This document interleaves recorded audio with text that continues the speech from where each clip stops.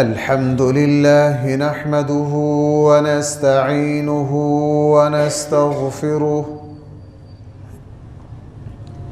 ونؤمن به ونتوكل عليه ونعوذ بالله من شرور أنفسنا ومن سيئات أعمالنا من يهده الله فلا مضل له ومن يضلله فلا هادي له ونشهد أن لا إله إلا الله وحده لا شريك له ونشهد أن سيدنا وسندنا ومولانا محمدًا عبده ورسوله صلى الله تعالى عليه وعلى آله وأصحابه وبارك وسلم تسليما كثيرا كثيرا. أما بعد فأعوذ بالله من الشيطان الرجيم. بسم الله الرحمن الرحيم.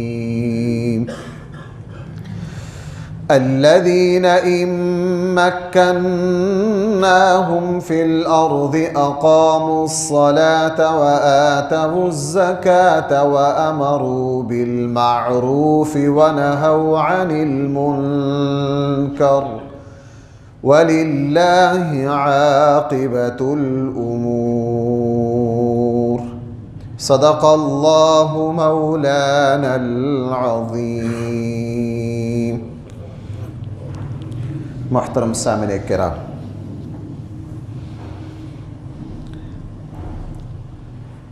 اسلام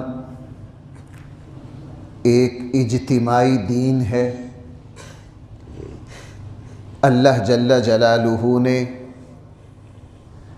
اسلام کو تمام انسانیت کے لیے، انسانیت کو پیش آنے والی ہر حالت کے لیے رہنما بنا کر بھیجا ہے۔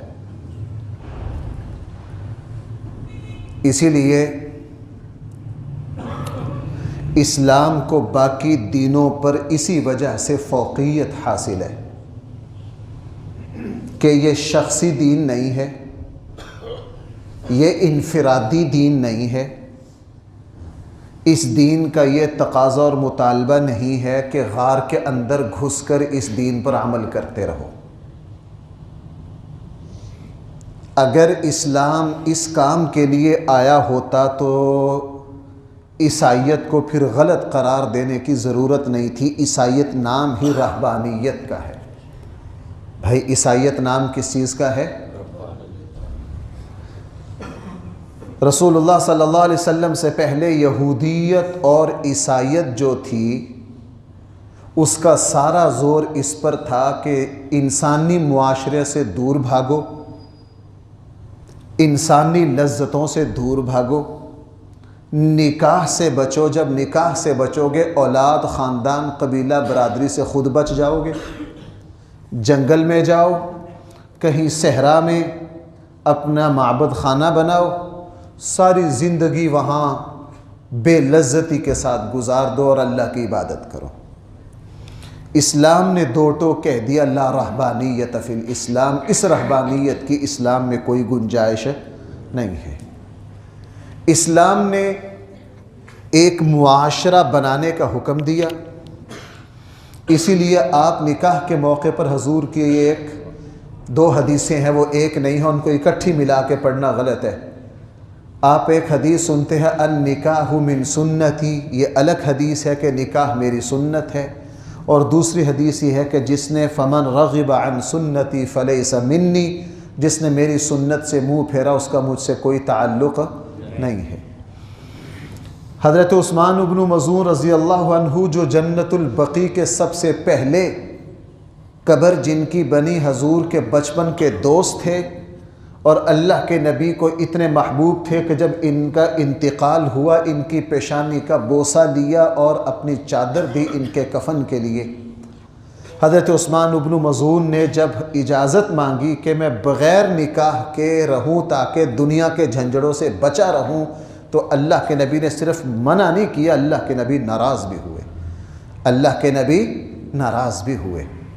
تو اسلام جو ہے، اسی لیے اسلام میں ریاست کا ایک تصور ہے، مملکت کا ایک تصور ہے، اسلام کا ایک نظام ہے۔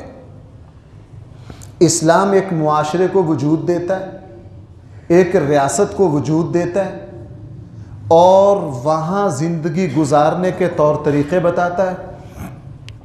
اسلام ایسا کیوں کرتا ہے؟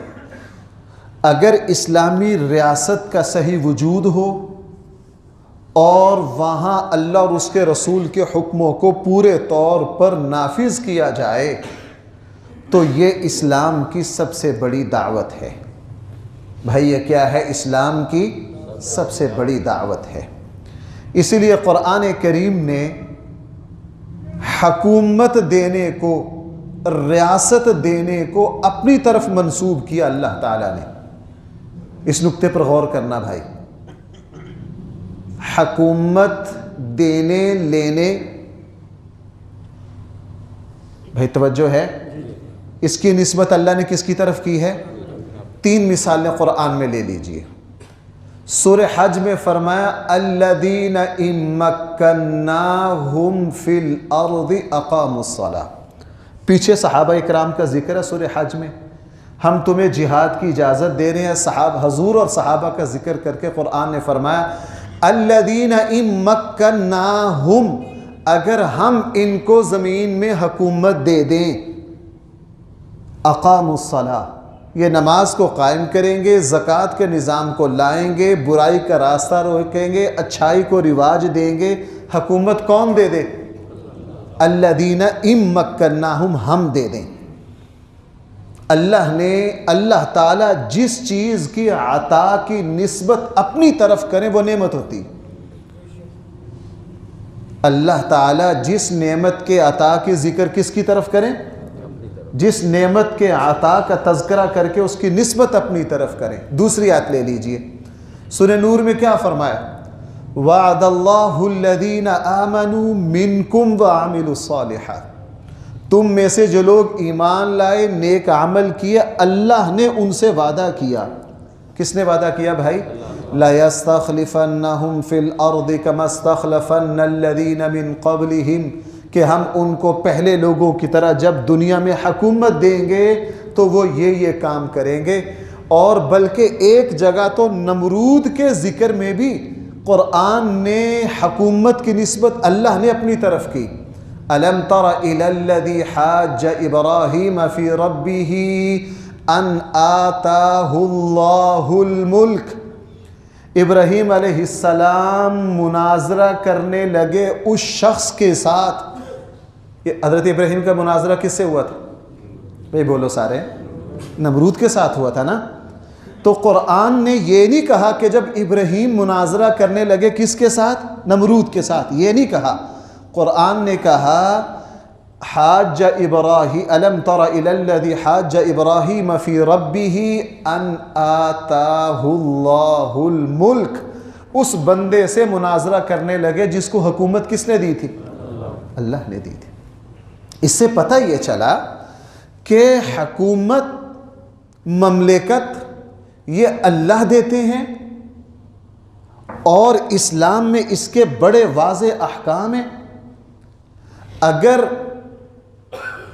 قرآن کے تقاضے کے مطابق، رسول اللہ صلی اللہ علیہ وسلم کی سنت کے مطابق اور خلفائے راشدین کے طریقے کے مطابق حکومت کو قائم کر دیا جائے تو بھائی وہ اس میں رہنے والے مسلمانوں کے لیے بھی ہر اعتبار سے دین کا عملی نمونہ پیش کرے گی، اور پوری دنیا کے لیے بھی وہ کیا بنے گی؟ نمونہ بنے گی۔ اسی لیے میں نے عرض کیا اسلام میں مملکت اور ریاست کا ایک تصور ہے۔ اسلام میں ریاست کس کو کہتے ہیں؟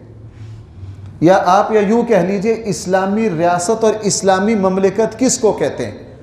اسلامی مملکت اسے کہا جاتا ہے کہ وہاں سب سے دو کام بنیادی ہوں، وہاں رہنے والے لوگ یہ سمجھیں کہ ہم اللہ تعالیٰ کے خلیفہ ہیں، جہاں ہماری حکومت ہے ہم نے یہاں اللہ کے حکموں کو کیا کرنا ہے؟ نافذ کرنا ہے۔ جہاں اللہ کے حکم کا نفاذ نہ ہو وہاں رہنے والے لوگ اپنے آپ کو اللہ کا خلیفہ اور نائب نہ سمجھیں، وہ مملکت اور ریاست تو ہو سکتی ہے، وہ اسلامی مملکت اور ریاست ہے، خواہ وہاں مسلمان ہوں۔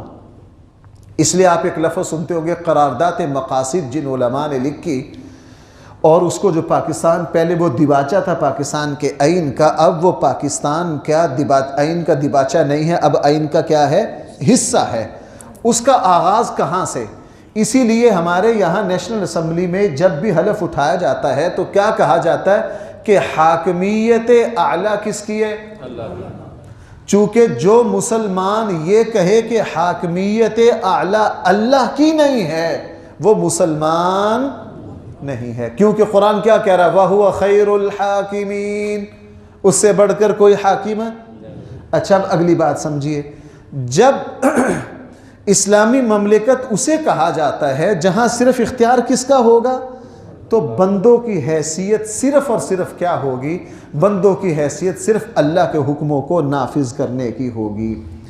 اگر مسلمان اس تصور کو، مسلم حکمران اگر اس تصور کو یاد کر لیں تو بھائی وہ پھر اللہ کی وہ نافرمانیاں نہیں کر سکتے جو ہمارے یہاں ہو رہی ہیں، جو ہمارے یہاں ہو رہی ہیں۔ بہرحال تو اسلامی ریاست کسے کہا جاتا ہے؟ اسلامی ریاست اس جگہ کو کہا جاتا ہے جہاں کے نمائندے اپنے آپ کو اللہ کے نمائندہ سمجھیں اور اللہ اور اس کے رسول کے احکامات کو وہاں کیا کریں؟ نافذ کریں۔ جیسے ہمارے آقا صلی اللہ علیہ وسلم نے اپنی زندگی میں تقریباً 10 لاکھ مربع میل علاقہ فتح فرمایا۔ ہمارے آقا صلی اللہ علیہ وسلم نے، حضور جب دنیا سے تشریف لے گئے اس وقت اسلامی ریاست کا جو حدود اربع تھا بھائی وہ کتنا تھا؟ تقریباً 10 لاکھ مربع میل۔ تو اس وقت اللہ کے نبی نے کیا کہا کہ میں اللہ کی زمین پر اللہ کا نمائندہ ہوں، مجھے اللہ کے احکامات کو اس زمین پر کیا کرنا ہے؟ نافذ کرنا ہے۔ اور قرآن نے صاف فرما دیا کہ ہمارے رسول جو کہہ رہے ہیں تم نے وہ کرنا ہے۔ اس کو اسلامی ریاست کہا جاتا ہے۔ اب اسلامی ریاست کے فرائض کیا ہیں؟ مجھے تھوڑا سا آج اس کو بیان کرنا تھا۔ اسلامی ریاست کے فرائض کیا ہیں اور اسلام میں حکمرانوں، اصل میں یہ موضوع کی مجھے ضرورت اس لیے پڑ رہی ہے، ہمارے یہاں بڑی بحث ہے اس پر سیاسی طور پر۔ ہر بندہ اپنے لیڈر کو اعلیٰ سے اعلیٰ کہتا ہے۔ میرا خود، میں آپ کو سچی بات عرض کروں، کئی جگہ میری بات ہوئی دوستوں سے، وہ دوسرے سے بازو چڑھا کے بحث کر رہے ہیں۔ میں نے ان سے پوچھا بطور مزاح، چونکہ وہاں میرا تعلق تھا، میں کہا یار آپ مسلمان ہو کہ نہیں؟ کہنے کہ مجھ صاحب یہ کیا پوچھ رہے ہیں؟ میں کہا مسلمان ہیں۔ میں کہا مجھے بھی پتہ ہے مسلمان ہے، مجھے ذرا یہ بتائیے کہ مسلم حکمران کے اللہ اور اس کے رسول نے کیا فرائض رکھے، ذرا اس کو بیان کر دیجیے۔ کوئی کہتا ہے جی ہمارا لیڈر سونا بڑا ہے، کوئی کہتا ہے جی ہمارا لیڈر تجربے کار بڑا ہے، کوئی کہتا ہے جی ہمارے لیڈر میں خوبی بڑی ہے۔ مسلمان کو زیب دیتا ہے یہ معیار قائم کرتے؟ بھائی سنتے ہیں میری بات؟ جب میں اس سے بات کرتا ہوں آپ ٹھنڈے ہو جاتے ہو، بالکل کہاں ہی نہیں کہتا۔ بھائی ٹھنڈے تو نہ ہو، اسلام کا ایک معیار ہے۔ میں اگر اسلام کے باہر کی بات کروں تو پھر ہے، اسلام کے معیار پر جو لیڈر آ جائے بھائی وہ کیا ہے؟ وہ ہمیں منظور ہے۔ ہم ظلم یہ کرتے ہیں، ہے مسلمان لیکن لیڈر کا معیار اسلامی نہیں۔ بھائی میں غلط تو نہیں کہہ رہا؟ بھائیو جب ہم مسلح پر، آپ لوگ حساس اتنے ہو، میں اگر مسلح پر کھڑا ہو جاؤں، میری تھوڑی سی چیز آپ کو ٹیڑھی لگے تو آپ کے ان کے پیچھے نماز نہیں پڑھنی۔ مجھے تو مسلح پر کھڑے کر کے اسلامی شرائط کو پورا کرتے ہو، اور جب کسی کے ہاتھ میں اپنے پوری ریاست کے معاملات دیتے ہو تو وہاں آپ لوگ اسلامی معیار چھوڑ دیتے، سب کو چھوڑے بیٹھے ہیں۔ اس لیے ہمارے یہاں بغیر کسی تفریق میں پڑے، بغیر کسی لیڈر کو ترجیح دیے، بغیر کسی پارٹی کا حصہ بنے، بالکل الگ تھلگ اور بالکل معتدل اور منصف ہو کر اسلام کے وہ معیار تو دیکھیے کہ اسلام کسی کو لیڈر کیا بناتا ہے۔ اب میں ذرا اس پر کچھ باتیں عرض کر دیتا ہوں۔ سب سے پہلے یہ ہے کہ اسلامی ریاست کے فرائض کیا ہیں اور اسلام نے حکمرانوں کے فرائض کیا رکھے ہیں۔ صرف 2-3 حدیثیں سن لیجئے۔ پہلے قرآن کی آیت پر آ جائیے۔ قرآن کریم نے کیا ارشاد فرمایا؟ الذین ان مکناہم فی الارض، جو لوگ جن کو ہم حکومت دیں وہ ہمارے نمائندہ ہوں گے، بھائی وہ پہلا کام کیا کریں گے؟ اقاموا الصلاۃ، صرف خود نماز نہیں پڑھیں گے، خود نماز نہیں پڑھائیں گے، وہ پورے نماز کے نظام کو پوری اسلامی معاشرے پر کیا کریں گے؟ نافذ کریں گے۔ بھائی یہ کون بیان کر رہا ہے؟ مسلم لیگ یا تحریک انصاف یا پیپل پارٹی؟ کون کر رہا ہے؟ اللہ۔ اس پر ایمان ہے ہمارا؟ تو مجھے ایک بات بتاؤ، ہم جب کسی لیڈر کو اپنا پسندیدہ لیڈر کہتے ہیں، اس بات کو کیوں چھوڑ دیتے ہیں؟ آیا ہمارے پاس اس کا کوئی جواب ہے؟ بھائی بولتے رہو میرے ساتھ۔ ہم کہتے ہیں جی میرا جس پارٹی سے بھی تعلق ہو، میں کہتا ہوں میرا لیڈر سب سے اعلیٰ ہے۔ آیا میں نے اپنے لیڈر کے اعلیٰ ہونے میں قرآن کی اس پہلی صفت کو مد نظر رکھا، اقاموا الصلاۃ، کہ وہ خود بھی نماز قائم کرے، نماز پڑھائے اور پورے ملک میں نماز کے نظام کو لائے۔ نمبر 2، آتوا الزکاۃ، وہ زکوٰۃ کا نظام لائے۔ کیوں؟ میں آگے تفصیل عرض کروں گا۔ زکوٰۃ کا صحیح نظام اگر لایا جائے تو اسلامی معاشرے میں غربت رہے۔ زکوٰۃ کی ڈبل برکتیں ہیں۔ زکوٰۃ دینے سے اللہ تعالیٰ کی طرف سے رزق کے دروازے کھلتے ہیں، بندوں کی غربت دور ہوتی ہے۔ اسی لیے جب حضرت صدیق اکبر رضی اللہ عنہ کے زمانہ میں انہوں نے منکرین زکوٰۃ اٹھے تو صحابہ اکرام نے تلوار نکالی کہ نہیں؟ انہوں نے کیوں نکالی؟ انہوں نے اس لیے نکالی کہ اگر زکوٰۃ کا نظام صحیح نافذ نہ ہو، نہ اللہ تعالیٰ کی طرف سے برکتیں ملنی، نہ معاشرے کی غربت جانی۔ بھائی سمجھ پا رہے ہیں میری بات؟ اب میرا اور آپ کا لیڈر وہ ہو سکتا ہے جو کیا کرے؟ زکوٰۃ کے نظام کو اقاموا الصلاۃ وآتوا الزکاۃ۔ نمبر 3، امروا بالمعروف، لیڈر وہ جن کو ہم حکومت دیں گے وہ زمین پر کیا کریں گے؟ اچھائی کو پھیلائیں گے، اچھائی کا حکم دیں گے۔ اب میرا اور آپ کا لیڈر وہ ہو سکتا ہے جو کیا کرے؟ اچھائی کو پھیلائے یا اچھائی سے منع کرے۔ تو مسلمانوں ہمیں کیا ہو گیا؟ ہم یہاں آ کے کیوں اس معیار کو چھوڑ دیتے؟ وَنَهَوْا عَنِ الْمُنْكَرِ، میرا اور آپ کا لیڈر وہ ہوگا جو کس سے منع کرے؟ برائی سے روکے، برائی سے منع کرے۔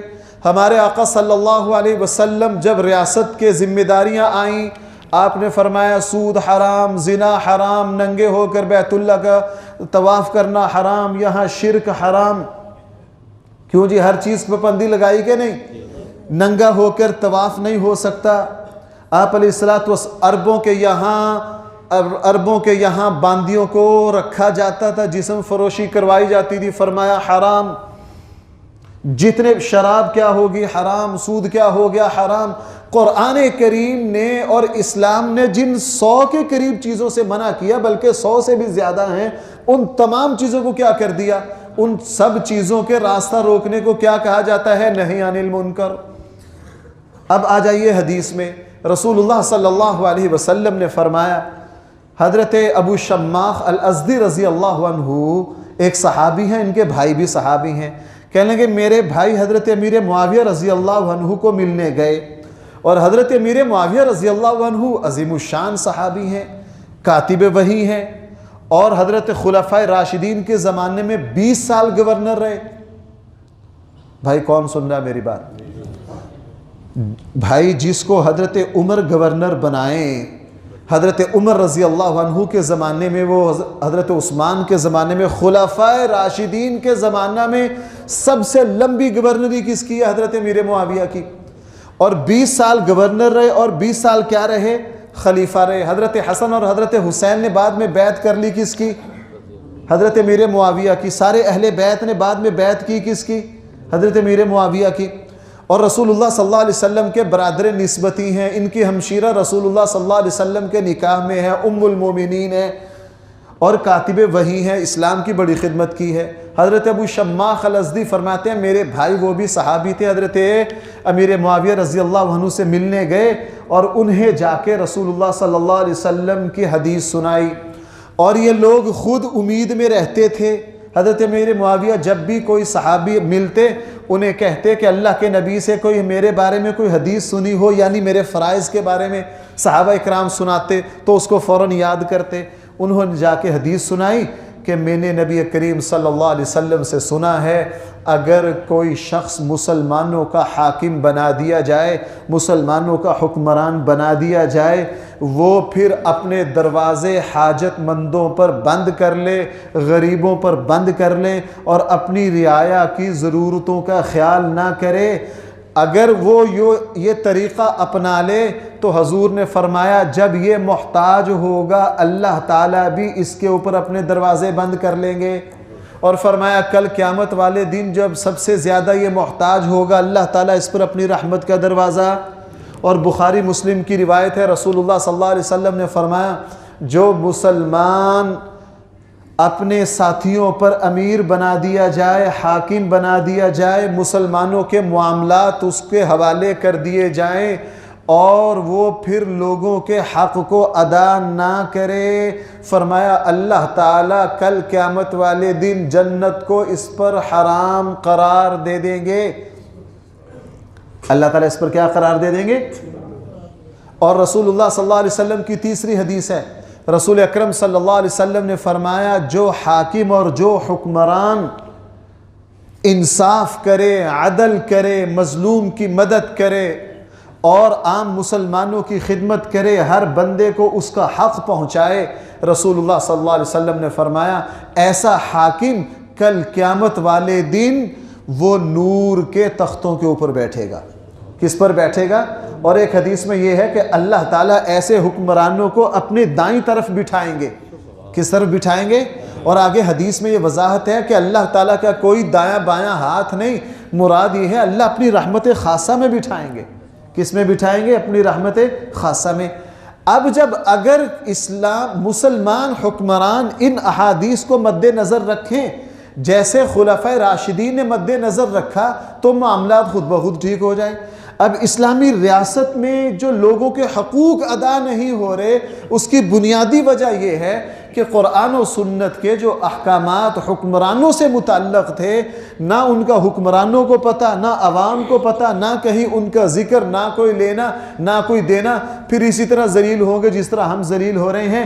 اسلام نے تو بڑے احکام بیان کیے، مثلاً اسلامی ریاست کا ایک فریضہ یہ ہے، میں نے ابھی عرض کیا، وہ معاشرے سے برائی کو روکے، اچھائی کو رواج دے۔ اسلامی معاشرے کا ایک دستور یہ ہے کہ وہ غرباء کی کفالت کرے، وہ بھائی کیا کرے؟ غرباء کی کفالت کرے۔ حضرت عمر رضی اللہ عنہ نے تو غیر مسلموں کی بھی کفالت کی۔ حضرت عمر نے تو کیا کیا؟ غیر مسلموں کی بھی۔ ایک یہودی بوڑھے کو دیکھا بھیک مانگ رہا تھا، کس کو؟ اسلام کے بدترین دشمن ہیں یہودی۔ حضرت عمر رضی اللہ عنہ نے ان کو دیکھا، کہا یہ یہودی بوڑھا شخص کیوں بھیک مانگ رہا؟ اس کو بلا لیا، کہا بھی تم بھیک کیوں مانگ رہے ہو؟ اس نے آگے سے کہا کہ میرے اوپر سالانہ جتنا ٹیکس ہے میں وہ ادا نہیں کر سکتا، پہلے میں کاروبار کرتا تھا، اب میں بوڑھا ہو گیا، سال کے بعد مجھے جو ٹیکس دینا ہے اب میری آمدن سے اس ٹیکس کو دیا نہیں جا سکتا، اس لیے میں بھیک مانگ رہا ہوں تاکہ سال کے بعد ٹیکس کو کیا کروں؟ بھائی سنتے ہیں میری بات؟ حضرت عمر نے یہ بات سن کر پتہ کیا فرمایا؟ کہا ہو ہم نے ان کے ساتھ انصاف نہیں کیا، یہ جوانی میں تو ہمیں ٹیکس ادا کرتے رہیں، جب بوڑھے ہو جائیں تو بے یار و مددگار ہو جائیں نہیں۔ کہا تم کتنا دے سکتے ہو؟ مشاورت کی، اس کے بعد غیر مسلم جو اسلامی ریاست میں رہتے ہیں ان سب کا ٹیکس چوتھائی کر دیا، ان سب کا ٹیکس کیا کر دیا؟ اکثر حصہ کیا کر دیا؟ معاف کر دیا۔ اب اسلامی مملکت کی یہ ذمہ داری ہے کہ وہ غریب کی کفالت کرے، اسلامی فلاحی ریاست کی یہ ذمہ داری ہے کہ وہ اپنے معاشرے میں تعصب کو نہ پھیلنے دے. اپنے معاشرے میں کس کو نہ پھیلنے دے؟ تعصب کو نہ. امت واحدہ بنائے، ملت واحدہ بنائے، معاشرے کو جوڑے. رسول اللہ صلی اللہ علیہ وسلم آپ کے خلفاء نے جب اسلامی ریاست کو قائم کیا، انہوں نے معاشرے کو جوڑا. معاذ بن جبل کو جب یمن کا گورنر بنا کر بھیجا، فرمایا معاذ وہاں جا کے لوگوں کے لیے آسانیاں پیدا کرنا، لوگوں کے لیے مشکلات نہ پیدا کرنا. اور اگلا جملہ فرمایا وَلَا تُنَفِّرَا، اور لوگوں کو متنفر بھی نہ کرنا، لوگوں کو نفرتیں نہ پھیلانے دینا. بھائی میری بات سن رہے ہیں؟ کیا فرمایا کہ لوگوں میں نفرتیں. اسلامی مملکت، اسلامی ریاست کی ذمہ داری ہے وہ جوڑے. اور ہمارے یہاں جو طرز سیاست ہے وہ جوڑنے والا ہے توڑنے والا ہے؟ ٹکڑے ٹکڑے ٹکڑے کرتے کرتے. حالانکہ اسلام کا حکم ہے کہ اسلامی معاشرے کو جوڑنا ہے. ہمارے یہاں ہر پارٹی بنتی ہے وہ مزید تفریق کرتی، جو بھی حاکم آتا ہے وہ مزید. اور جب سے ماشاءاللہ ہمارا نیا پاکستان بنا ہے اس وقت سے تو کہنا ہی کیا، اس وقت سے تو ماشاءاللہ ایسا اتحاد قائم ہوا ہے کہ بھئی آپ کمزور پڑتے ہو. مجھے لگتا ہے میری باتیں آپ کو پسند نہیں آ رہی. بھئی پسند آئے نہ آئے مجھے تو کہنی ہے، مجھے تو کہنی ہے. اس لیے وہ حاکم نہیں ہے جو اسلامی معاشرے میں کیا پھیلائے؟ نفرت پھیلائے، جھگڑا پیدا کرے، اختلافات پیدا کرے، جو مسلمان معاشرے کو تقسیم کرے. آج تقسیم در تقسیم ہوتے ہوتے بات یہاں تک پہنچی ہے نا. اسلامی معاشرے کی ذمہ داری یہ ہے کہ وہ معاشرے میں اتحاد پیدا کرے، مسلمانوں کو قریب لائے. مسلمانوں کو کیا کرے؟ قریب لائے، تفریق نہ پیدا کرنے دے. آج ہمارے یہاں چونکہ تفریق ہے، ہر جماعت، ہر گروہ، ہر دڑا جب اسلامی ملکوں میں وجود میں آتا ہے وہ کیا کرتا ہے؟ مزید تقسیم کا باعث بن جاتا ہے. بھئی ایسا ہے یا نہیں؟ اب اسلامی ریاست کی یہ ذمہ داری ہے کہ وہ ذمیوں کے حقوق کو ادا کرے. ذمیوں کے حقوق، ہمارے یہاں اقلیتوں کا اسلام میں بڑا حق بیان کیا گیا. اس لیے رسول اللہ صلی اللہ علیہ وسلم آپ کے خلفائے راشدین میں اقلیتوں کے اتنے حقوق تھے کہ دنیا کی اقلیتیں ہجرت کر کے اسلامی ملک میں آئیں. کہاں آئیں؟ اسلامی ملک میں آئیں. اور اسلام نے اقلیتوں کو جتنا حق دیا ہے، میں نے عرض کیا انسانی طبقات میں سے کسی کو نہیں دیا. اسلام کا یہ حکم ہے. اس لیے ہمیں حکم کیا ہے؟ ہمارے ہاں جتنے عیسائی رہتے ہیں ان کے ساتھ ہم کیا کریں گے؟ بھائی اخلاق سے پیش آئیں گے یا ان کے ساتھ نفرت کریں گے؟ لوگ ہم سے مسئلہ پوچھتے ہیں کہ جی ان کے ساتھ پانی پی سکتے ہیں، کھانا بھائی کیوں نہیں کھا سکتے؟ ہمارے یہاں جتنی اقلیتیں ہیں ہمیں حکم ہے ان کے ساتھ کس طرح پیش آنا؟ اخلاق سے پیش آنا.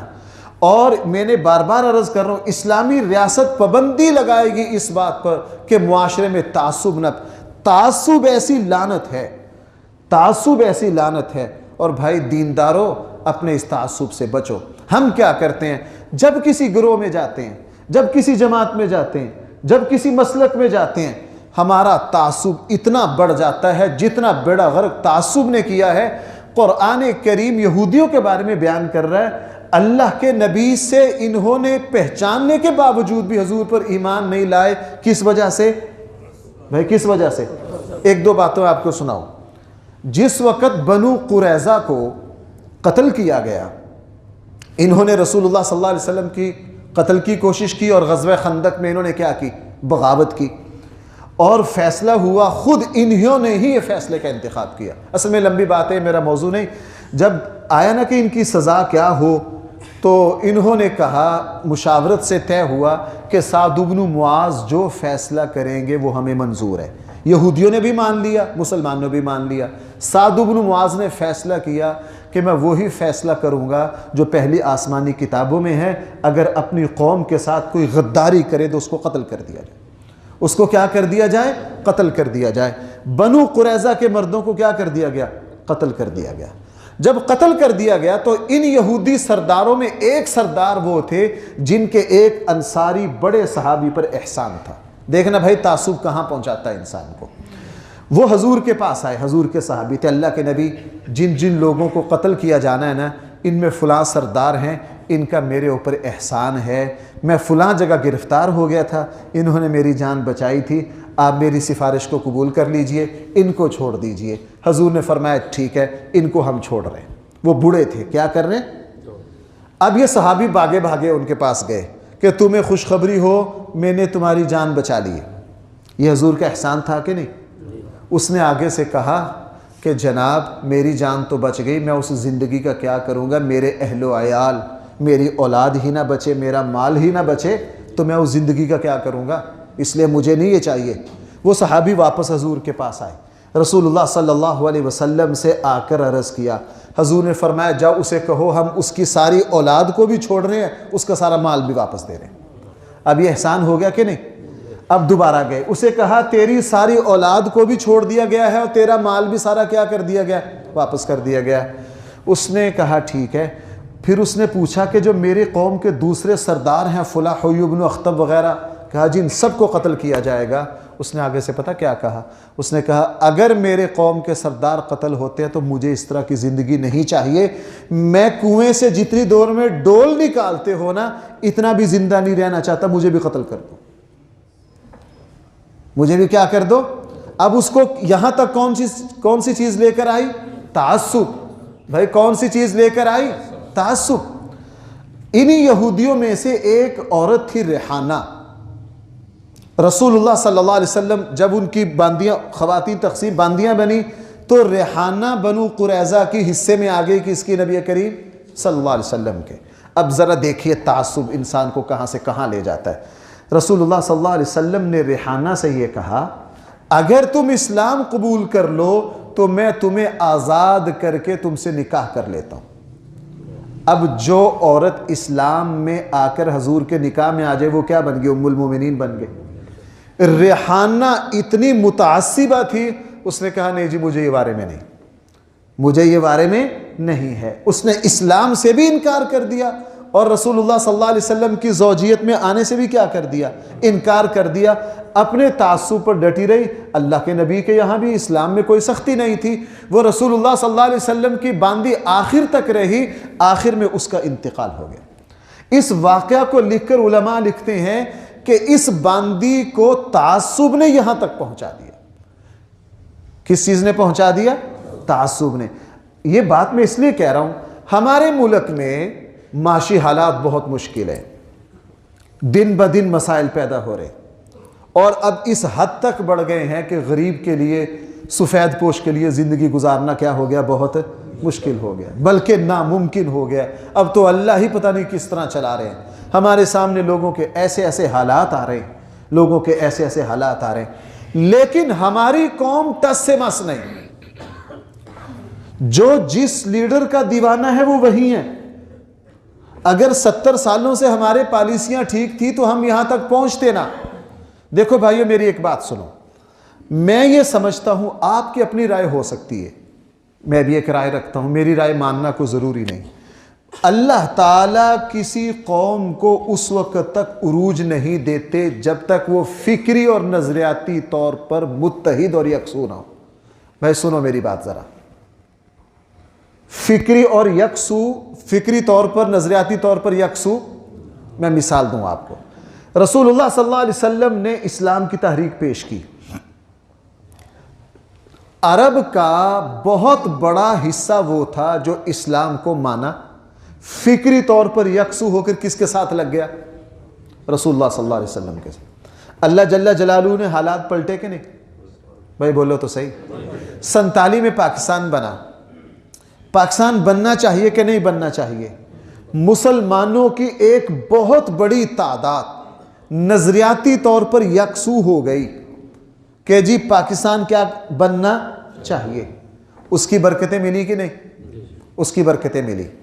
اور جس وقت بنگلہ دیش الگ ہوا اس وقت پاکستان نظریاتی طور پر اتنا منتشر تھا، ہر لیڈر کی اپنی بولی تھی، ہر جماعت کی اپنی بولی تھی، ہر گروہ کی اپنی بولی تھی۔ جس وقت نظریاتی اور فکری انتشار ہوا تو بھائی پاکستان کے 2 ٹکڑے ہوئے کہ نہیں؟ جو پرانے اس زمانے کے جو یہاں بیٹھے نا، جن کو اس زمانے کی ہوش ہے، ان سے پوچھئے اس وقت ہمارے یہاں فکری اور نظریاتی انتشار کتنا زیادہ تھا۔ جب تک کوئی قوم یکسو نہ ہو، اللہ جل جلالہ کا فضل ان لوگوں پر ہوتا نہیں ہے۔ اس وقت صورتحال کیا ہے؟ اس وقت ہم نظریاتی طور پر، فکری طور پر اتنے منتشر ہیں کہ ایک چھت کے نیچے ایک باپ 5 بیٹے بیٹھے ہیں تو ملکی حالات پر ان 6 کی رائے ایک نہیں ہے، ہر بندے کی رائے الگ ہے۔ بھائی ایسا ہے یا نہیں؟ ہم فکری طور پر یکسو نہیں ہیں۔ اتنا انتشار ہے، اتنا جھگڑا ہے، اور جتنا فکری انتشار بڑھتا ہے، سوال ہی کہتے ہیں نا IMF کا فلاں پوری دنیا کا ڈالر پاکستان میں آ جائے پھر بھی پاکستان کے مسائل حل نہیں ہوگے۔ کیوں؟ نہ ہم دین کے اعتبار سے متحد ہیں اور نہ ہم فکر اور شعور کے اعتبار سے کیا ہیں۔ دنیا میں جس قوم میں مثال دے دوں، ترکی میں کیا ہوا؟ ترکی میں اسلام کی قیادت کی ترکی نے تقریباً 600-700 سال۔ بھائی ایسا ہی ہے، پورے عالم اسلام کی قیادت۔ حیران کن بات ہے، زمین پر آج تک اتنی بڑی حکومت قائم نہیں ہوئی جتنی بڑی حکومت سلطنت عثمانیہ کی تھی۔ پورا عالم، پاکستان کے برابر تو صوبے تھے اس کے، پوری دنیا میں مسلمانوں کی ایک ہی خلافت۔ بعد میں کیا ہوا؟ بعد میں یہود و نصارہ کی سازشوں سے اور اپنی نالاقیوں سے خلافت ٹوٹی، اور کمال اتاتürk بدبخت آیا، اس نے ترکی کی قیادت سنبھالی، قرآن کو حرام قرار دے دیا، جس گھر سے قرآن ملے سزائے موت، رسم الخط کو بدل دیا، مسجدوں کو منہدم کر دیا، داڑھیوں پر پابندی لگاتی۔ وہ کیا کرتے؟ 10 سال پابندی رکھ کے اچانک 3 مہینے کے لیے پابندیاں اٹھاتے، دیکھتے کون نماز لگے ہیں پڑھنے۔ ایجنسیاں دوبارہ رپورٹ مرتب کر لیتی کہ ان میں ابھی تک مذہب کیا ہے باقی ہے، تو دوبارہ پابندی لگا کے ان سب کو پکڑ لیتے، پھر ان کو مرواتے۔ کم سے کم 13-14 ہزار علماء کو سلطنت ترکی میں مروایا گیا۔ چلتے وہاں فوجی اقتدار رہا۔ آہستہ آہستہ ترکی قوم یکسو ہو گئی کہ ہمارا مستقبل نہ یورپ کے ساتھ ہے نہ ان بغیرتوں کے ساتھ ہے۔ ترکی یکسو ہو گیا کہ ہمارا جو مستقبل ہے وہ کس کے ساتھ ہے؟ اسلام کے ساتھ۔ بھائی سننے، جب تک ترکی قوم فکری طور پر منتشر رہی اس وقت تک ترک کچھ کر۔ ترکی میں ایک طبقہ وہ تھا جو کہتا تھا ہم یورپ کا حصہ بن جائیں، ایک طبقہ وہ تھا جو کہتا تھا ہم روس کا حصہ بن جائیں، ایک یہ تھا وہ کہتا تھا ہم سیکولر ہوں، ایک کہتا تھا ہم منتشر رہے۔ ترکی 100 سال تک ذلیل ہوتا رہا۔ اللہ نے ترکوں کو سمجھ دی، ترکی یکسو ہو گئے، ہمارا یورپ کے ساتھ ہمارا مستقبل نہیں ہے۔ ترکیوں نے بھائی ترکی آدھا کہاں ہے؟ یورپ میں ہے نا، یورپ میں ہے۔ ترکیوں نے یہ طے کر لیا کہ ہمارا مستقبل یورپ کے ساتھ نہیں ہے۔ ترکی نے یہ بھی طے کر لیا ہمارا مستقبل روس کے ساتھ بھی نہیں ہے۔ ترک نے یہ طے کر لیا کہ ہمارا جو مستقبل ہے وہ سیکولر ذہنیت کے ساتھ بھی نہیں ہے، ہمارا مذہب کے ساتھ اور اسلام کے ساتھ ہے۔ ترکی یکسو ہو گئے۔ یکسو ہوتے ہوتے اللہ نے ان کو اتنی مضبوطی دی کہ اس وقت کسی کی مجال نہیں کہ ترکی کو آنکھیں دکھا لے۔ بھائی ایسا ہی ہے، میں غلط تو نہیں کہہ رہا؟ کسی کی مجال نہیں ہے۔ اسرائیل کی بھی اوقات نہیں ہے کہ ترکی کے سامنے سارے عرب مل جائیں، ترکیوں سے ڈرتے ہیں۔ اب ترکیوں کی صورتحال یہ ہے، آپ نے دیکھا حرم میں آ کر ترکیوں کو چھیڑتے ہیں وہ، اور ہمیں کیا کرتے ہیں؟ جس سال میں عمرے پر تھا تو اردگان کے جو شیخ تھے یہ اس وقت عمرے پر آئے ہوئے تھے، وہاں کسی کو بیان کرنے کی اجازت نہیں ہے۔ کیوں جی؟ ایسا ہی ہے، اگر ہم اتنے بندے اکٹھے ہو جائیں وہاں تو سب کو سزا ہوگی کہ نہیں؟ یہ میں نے آنکھوں سے دیکھا، اردگان کے شیخ آئے ہوئے تھے، ان کے ساتھ 5000 عمرہ کرنے والے تھے۔ کتنے جی؟ 5000۔ وہ اکٹھے حرم میں آتے، اکٹھا طواف ہوتا، جب وہ آتے وہاں کے بدتمیز شرطے سارے کونے میں چلے جاتے، اور باب فہد کے اوپر ان کے شیخ کا واز ہوتا، چاروں طرف 5000 کا سب سے بڑا مجمع، کسی کی مجال نہیں کوئی شرطہ ان کو ہاتھ لگا دے.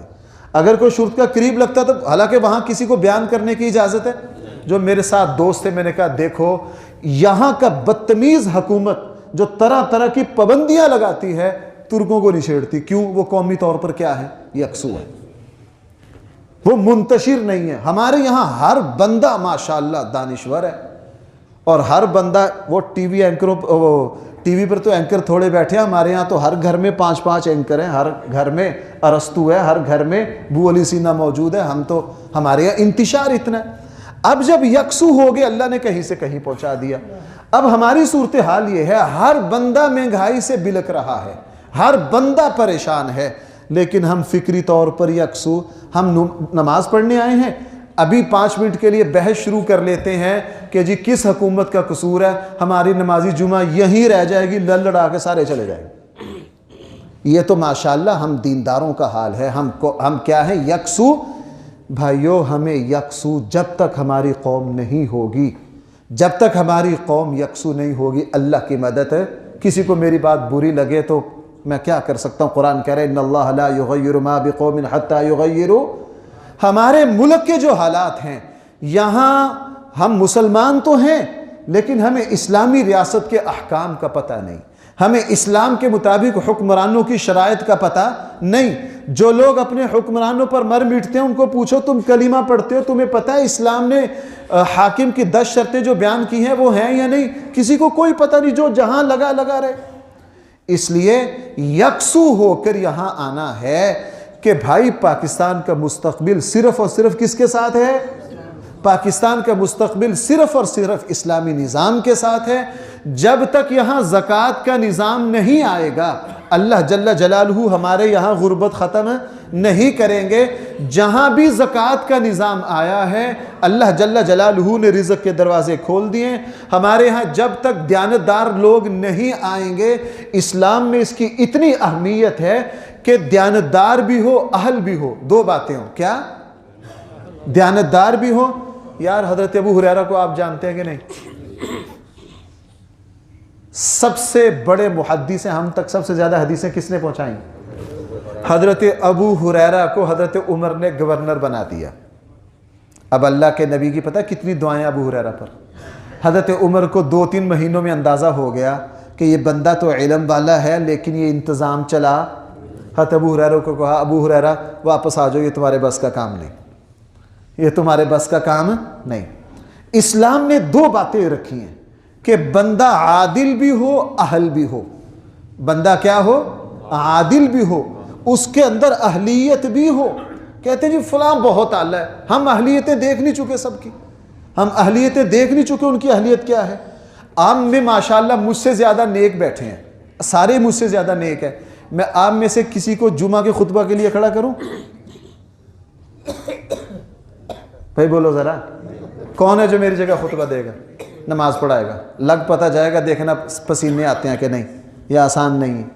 اب آپ مجھ سے زیادہ نیک اور عادل تو ہیں لیکن آپ یہ کام کر, اب مجھے گاڑی چلانی نہیں آتی, میں نماز میں تو آپ کی ڈرائیورنگ کر سکتا ہوں, نماز کے بعد مجھے دو ہاں کار, تو 2 گھنٹے کی تقریر تو میں کر لوں گا, گاڑی بھی چلا لوں گا, چونکہ میں اس کا اہل نہیں, مجھے وہ آتی نہیں. حضرت عمر فرمائے, ایک بات آپ کو سناؤں. ایک صحابی کسرا سے ملے, کسرا نے پوچھا, نہیں کیسر سے ملے, کیسر نے پوچھا تمہارا حاکم کیسا ہے؟ اس صحابی نے حضرت عمر کا ایک جملے کو تعارف کرایا, کہا ہمارا جو امیر ہے وہ ایسا ہے کہ کسی کو نہ دھوکہ دیتا ہے نہ کسی سے دھوکہ کھاتا ہے. بھائی سن رہے ہو؟ نہ کسی کو, دیندار اتنا ہے کہ کسی کو دھوکہ دیتا, اور ہوشیار اور چلاک اتنا ہے کہ کوئی دھوکہ دے بھی.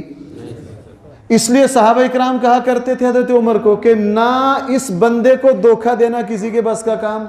پوچھا تمہارا حاکم کیسا ہے؟ کہنے لگا ہمارا حاکم ایسا ہے, اس کا تقوی اور پرہیزگاری یہ ہے کہ کسی کو دھوکہ نہیں دیتا, اس کی شرافت اتنی ہے, اور ہوشیار اور چلاک اتنا ہے کہ اس کو دھوکہ دے نہیں سکتا. آپ کو پتہ ہے جس وقت مغیرہ بن شعبہ کا غلام ابو لولو حضرت عمر کے پاس آیا تھا, جس نے حضرت عمر کو توبہ نعوذ باللہ قتل کیا, تو اس نے شکایت کی تھی حضرت عمر کہ جی میرا جو مالک ہے وہ مجھ سے اجرت زیادہ لیتا ہے. حضرت عمر نے کہا تھا تم کام کیا کرتے ہو؟ اس نے کہا میں فلاں کام کرتا ہوں۔ کہا جناب جتنا تو کام کرتا ہے تیرا آقا ماہانہ پیسے اس سے کم لیتا، بالکل ٹھیک ہے جاؤ۔ کیا کام کرتے ہو؟ اس نے کہا جی میں چکی بناتا ہوں۔ کہنے لگا تو اچھا خاصا کاریگر ہے۔ حضرت عمر نے کہا تیری شکایت کیا ہے؟ غلط ہے۔ اس نے آگے سے پتہ کیا کہا؟ اس نے کہا جی میں بڑی اعلیٰ چکی بناتا ہوں، خیال ہے کہ ایک ایسی چکی بناؤں کہ اس کی شہرت پوری دنیا میں جائے۔ جب وہ کہہ کے چلا گیا نا، حضرت عمر نے غصے سے غور سے اس کو دیکھا۔ پاس بیٹھنے والوں نے پوچھا یہ کیا کہا، آپ کو کیوں غصہ آ گیا؟ کہنے لگے یہ مجھے قتل کی دھمکی دے کے گیا۔ یہ مجھے کس کی دھمکی دے کے گیا؟ یہ مجھے قتل کی دھمکی دے کے گیا کہ میں ایسی چکی بناؤں گا کہ اس کی پوری دنیا میں شہرت ہے، یہ مجھے قتل کی۔ فرمایا پھر آپ اس کو گرفتار کیوں نہیں کرتے؟ فرمایا جب تک جرم نہیں کیا نیت پر میں کیسے؟ اب حضرت عمر کے بارے میں کہ متقی پرہیزگار اتنا ہے کہ کوئی دھوکہ ان کو دے، خود دھوکہ نہیں دیتے، اور سمجھدار اتنے ہیں کہ کسی کے دھوکے میں آتے نہیں ہیں۔ اس لیے میرے بھائیوں ہمارے ملک کے لیے بھی دعا کرو، اور دائیں بائیں غرباء کا بھی خیال کرو، اور اپنے خرچے بھی کم کرو، شادی بیاہ کو سادہ رکھو۔ اچھے خاصے لوگ بھیک مانگنے تک پہنچ گئے، دن رات اللہ سے دعا مانگو، اللہ جل جلالہ کاروباروں میں برکتیں دے، اللہ ہماری مشکلات کو حل کرے۔ اور لیڈروں کے پیچھے لگ کر نہ لڑو، یکسو ہو کر اس بات کو سمجھ جاؤ کہ ہمارے اوپر 15 سال سے اگر نااہل لوگ ہم پر مسلط ہوئے ہیں تو ہم یہاں تک